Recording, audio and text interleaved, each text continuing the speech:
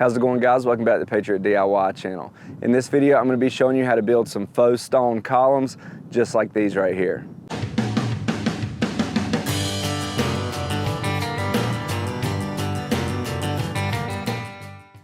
Alright guys, so I decided to build some stone columns here at the end of my driveway, but like a lot of you guys, I am not a stone mason. So I started looking for some more DIY friendly and cheaper options.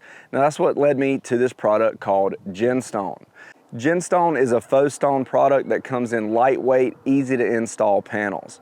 It's molded from real stone and each piece is hand painted for a really natural look. GenStone offers a bunch of different products, from a stacked stone like you see here to brick, and a lot of really great color options. The one that you see here is their Northern Slate. And the best thing about the GenStone is that they make a kit specifically for building out columns like this. Also wanted lights on top of these columns, so I found a really great solar light option. And I will have a link to these lights as well as the GenStone product linked in the description below if you want to get it for yourself. Now I'm going to get in here and I'm going to show you exactly how we built this, from the base to the frame, installing the GenStone and all of that. But first guys, if you haven't done it yet, make sure you hit that subscribe button down below, hit that notification bell, and give us a thumbs up. Now I think that's enough talking. Let's get to work.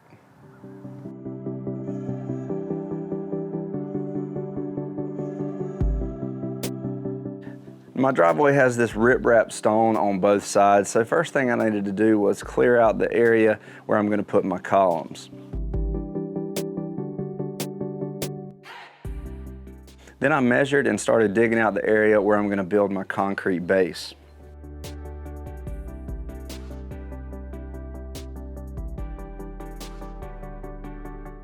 I made the form for this base just out of scrap plywood. So I'm going to put that in place and stake it, making sure that I get everything perfectly level.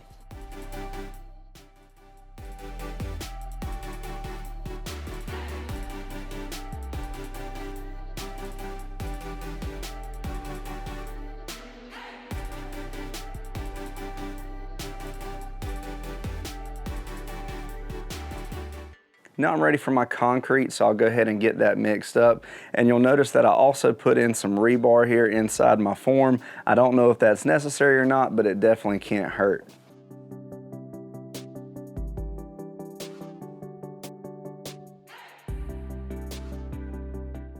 Now I just need to fill that form with my concrete and get everything nice and smooth by screwing the top and then using a trowel to finish it off.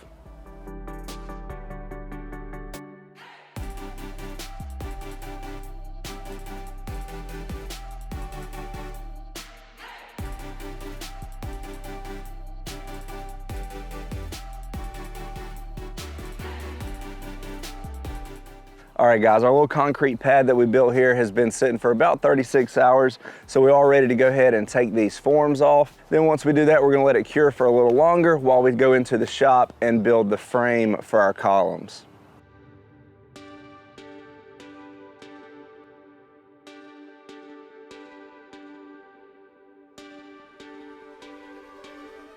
I'm gonna be building the frame for this out of pressure treated 2x4s.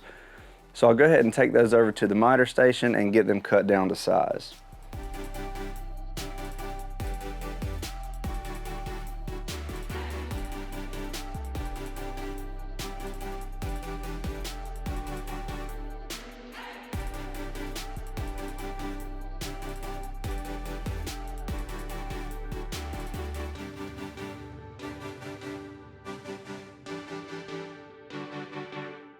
Once I've got all my pieces cut, I'm ready to start assembly.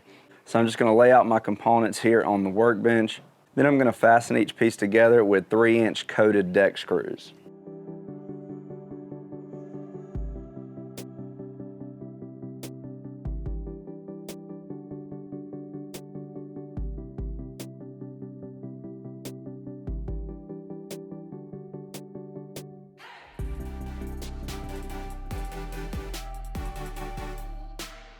I'm making the frame for these by building out 2 side pieces, and then I'll use the shorter pieces as stretchers to connect the 2 sides. But before I can do that, I'm going to take these shorter pieces over to the Craig pocket hole jig and drill pocket holes in each end.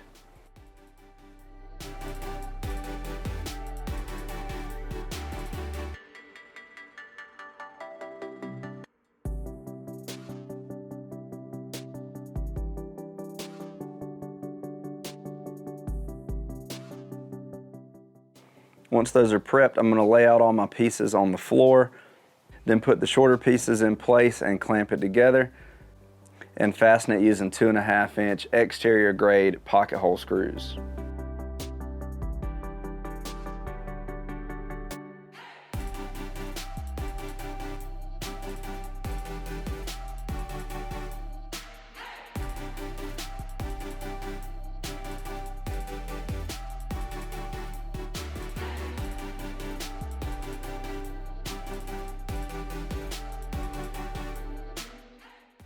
Once I get both ends joined, I am going to end up going back and adding some middle supports. But other than that, the frame for my column is complete. Now I can turn my attention to the plywood panels that I'm going to be wrapping that frame with. GenStone recommends OSB for this, so I'm going to be using a 5/8 inch thick OSB.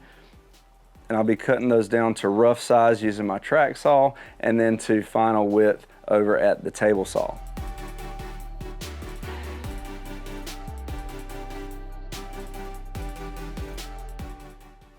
Then I'll take them over to the miter station to cut them down to their final length.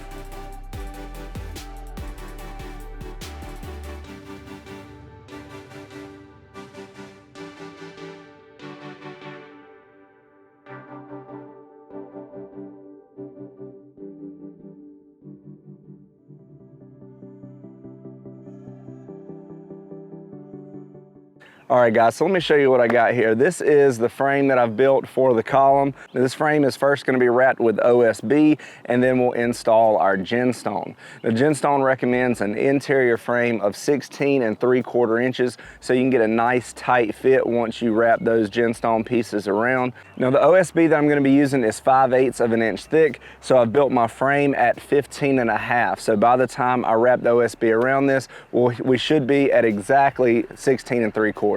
Now let's get in here and I'll show you how I'm going to be attaching this frame to the concrete pad.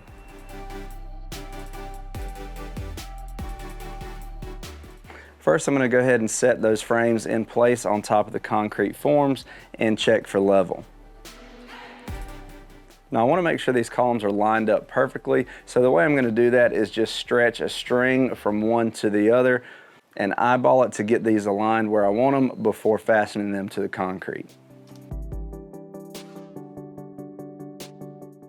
All right guys, now that we have the frames for our columns in place, we're ready to attach them to the concrete. I definitely recommend that you make your concrete pad a little larger than it needs to be. That way you have some wiggle room on the placement of this so you can get both columns perfectly aligned. Now to anchor these to the concrete, we're going to be using a hammer drill to drill through our base here, and then we're going to fasten it to the concrete using these 3 3/4 inch Tapcon screws.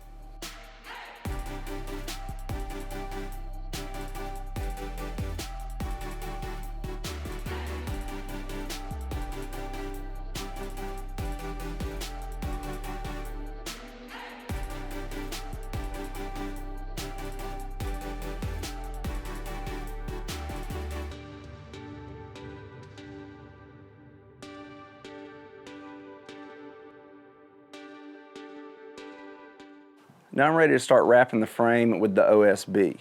But since this is an exterior application, I don't want that OSB resting right on the concrete pad. So I'm going to be using a 1/4 inch spacer to lift those panels up off the concrete a little bit while I install those panels. Once I've got it positioned where I want it, I'll clamp it in place and fasten it to the frame using 1.5 inch coated deck screws.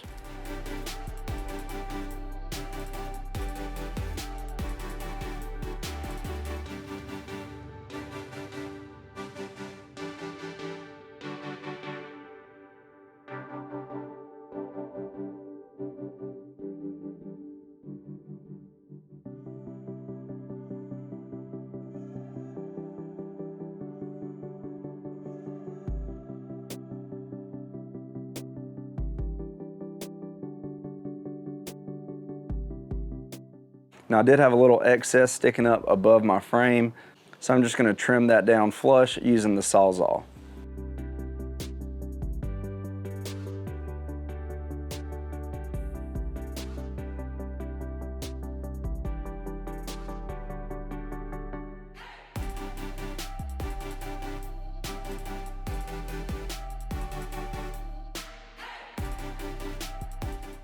Now I don't think the plywood top on this is necessary, but since I am going to be adding a light on top of my column, this is going to help give me a place to fasten that light down to. All right guys, now we're ready to start installing our GenStone panels. Now these are going to be very lightweight and they're designed to be easily installed. You can see they have a tongue and groove style lip here so that each panel is going to fit perfectly together. This isn't going to require any mortar or anything like that. You're just going to use a construction adhesive and screws to install these. They're also going to be really customizable to whatever size you need. So if you have a certain height you need to reach, you can easily cut these down to size using regular woodworking tools. The only thing you're going to need for this process is going to be your construction adhesive and the big stretch caulking provided by GenStone. You're also going to need your drill, screws, a level, and a couple clamps. With that said, let's go ahead and get these GenStone panels installed. Now before we fasten these permanently, I just want to go ahead and test fit these to make sure we're going to get a nice tight fit and everything looks good. Before you put these panels in place, you want to apply a liberal amount of this heavy-duty construction adhesive on the back in an S pattern. It doesn't really matter which corner you start with, but you do want to make sure that that tongue and groove portion is at the top. And it's really important, especially with this bottom section, that you make sure you get everything as level as possible. So before I fasten these permanently, I'm going to go ahead and fit two sections together and clamp them nice and tight to close in any gaps between the two.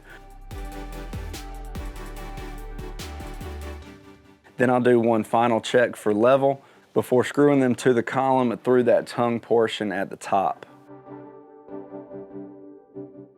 You're going to want to make sure you're using an exterior grade coated screw for this, and you want to make sure you don't over tighten those screws and go through the panel.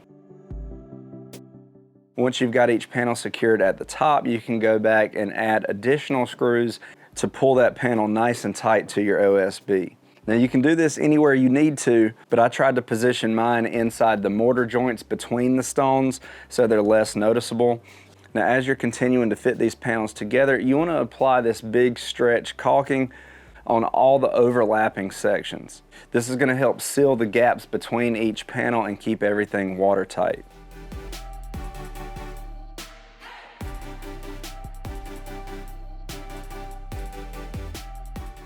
Now I'm just going to continue that process all the way up the column, clamping these together nice and tight, and then screwing them to the column.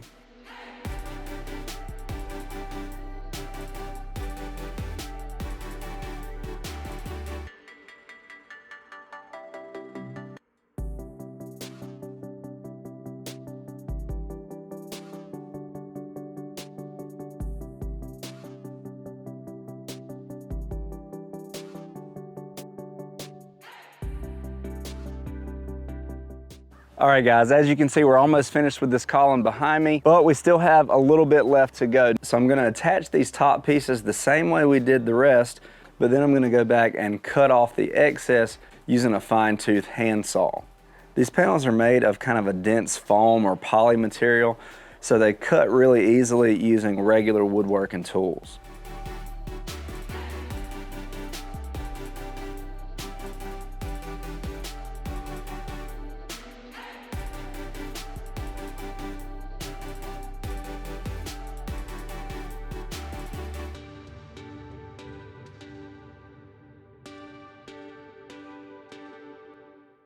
I did have to get a little creative with the screw placement on these top pieces, but as you'll see in a minute, I think everything turned out great, and cutting these down to a custom size was really easy to do.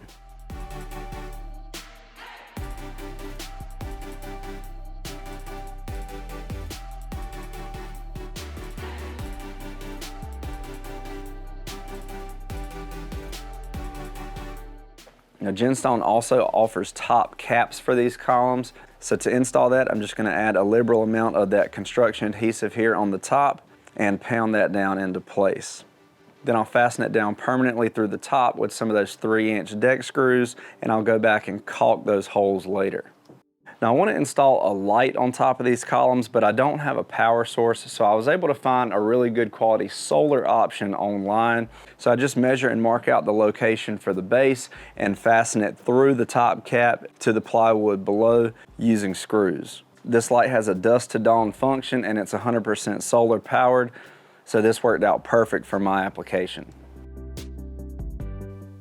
All right guys, with our project almost finished, the only thing we have left to do is to go back and caulk our screw holes. Now GenStone provides this color match paint kit, comes with all the colors that are in your stone, and then we have the tintable caulk. So it's a pretty easy process. We just need to tint this caulk to match our stone and then go back and caulk those holes. All right guys, so all we need to do is cut the tip off of our tintable caulk here. Then you need to decide which color you want to use. I'm just going to go with this middle color here. And we need to grab 30 milligrams of that paint into our syringe. And then we're going to inject that into the caulk. Once we have that in there, just going to put the cap on and give it a good shake for about 60 seconds. Once you've got it good and mixed up, you can cut the tip off of your hardener and then squirt the entire contents of your thickener down into the tube. Make sure you get it all in there and then replace your cap and shake for 60 more seconds. And once you've got that shaken up good, you're just gonna let it sit for about 30 minutes and then you'll be ready to go. The only thing left to do is go around and caulk all those screw holes with my color match caulk, and my columns are finished. I think these turned out great. I love the color scheme of that northern slate stone from GenStone. I think it just looks really natural. And compared to traditional stonework, it was easy to install.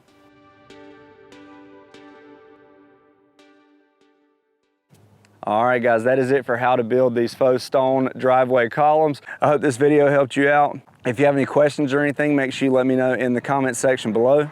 And if you have a project of your own and you want to pick up some of this GenStone or some of these solar lights for yourself, I will have links to those in the description below, as well as all the tools we used in this video. Thanks for watching guys. Please like, share, and subscribe, and we'll see you next time.